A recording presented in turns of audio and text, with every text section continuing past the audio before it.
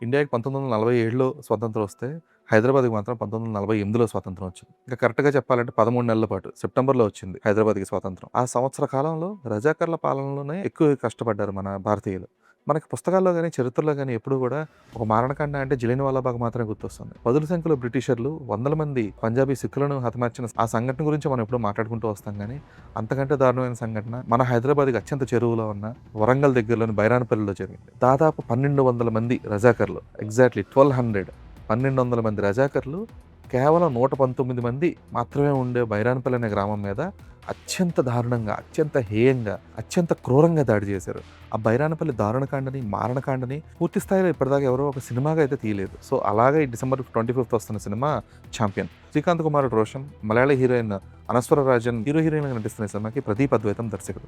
ఈ cinema almost ఒక 4 years ప్రొడక్షన్‌లో ఉండింది. ప్రీ ప్రొడక్షన్ గాని, షూట్ గాని, పోస్ట్ ప్రొడక్షన్ గాని అంతా కలుపుకొని ఇంచుమించుగా 4 ఇయర్స్ స్పెండ్ చేశారు. బైరాన్పల్లి ఇన్సిడెంట్ అనేది చాలా హృదయ విదారక సంఘటన అన్నమాట అది. అంటే ఒక 1200 మంది రజాకర్లు ఒక 119 మందిని టార్గెట్ చేసి ఆ ఊరిని చుట్టుముట్టి వాళ్ళందరిని చంపి, మగవాళ్ళని ఉరితీసి, ఊర్లంతా ఈడ్చి, ఆడవాళ్ళని పదుల సంఖ్యలో మానభంగాలు చేసి, ఇంతకు మించి హేయమైన, ఇంతకు మించి నీచమైన, ఇంతకు మించి దారుణమైన సంఘటన అనేది నిజాం చరిత్రలో మరొకటి లేదు.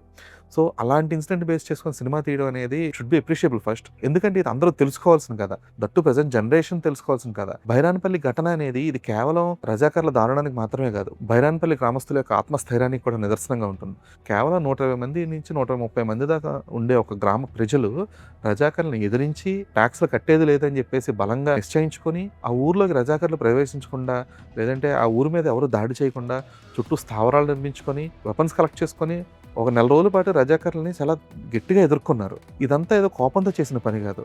సాటి మనిషికి మనం ఎందుకు సహాయపడలేకపోతున్నాం? మనం ఎందుకు ట్యాక్స్ కట్టాలి?